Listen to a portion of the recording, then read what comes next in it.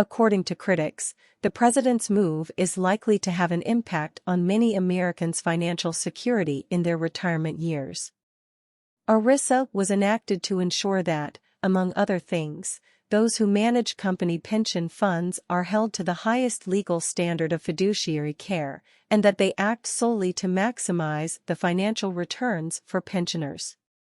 That law was enacted because companies weren't honoring their pension obligations to employees and because pension managers were misappropriating retirement funds, in extreme cases using them as their own personal banks.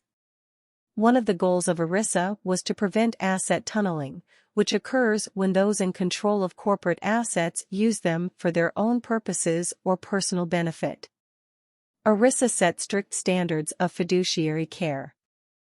Increasingly, however, pension funds are today being used to support the ESG ideology, based on the premise that it will increase returns for retirees while simultaneously solving environmental and social issues.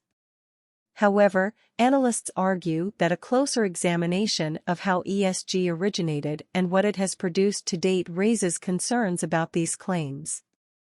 ESG is an umbrella term that includes concepts such as climate change, critical race theory, and social justice. It embraces policies such as reducing fossil fuel production, establishing diversity, equity, and inclusion programs, and implementing corporate racial and gender quotas.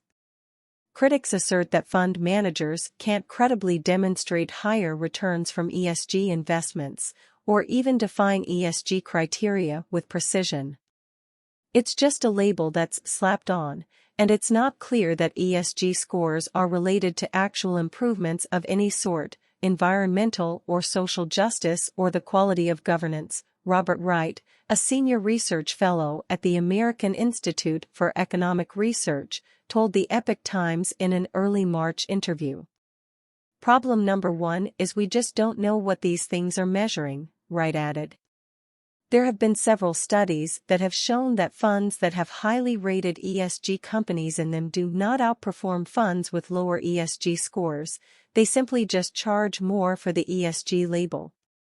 That on its face doesn't seem to be following fiduciary responsibility that you should be investing for the highest net return for pensioners.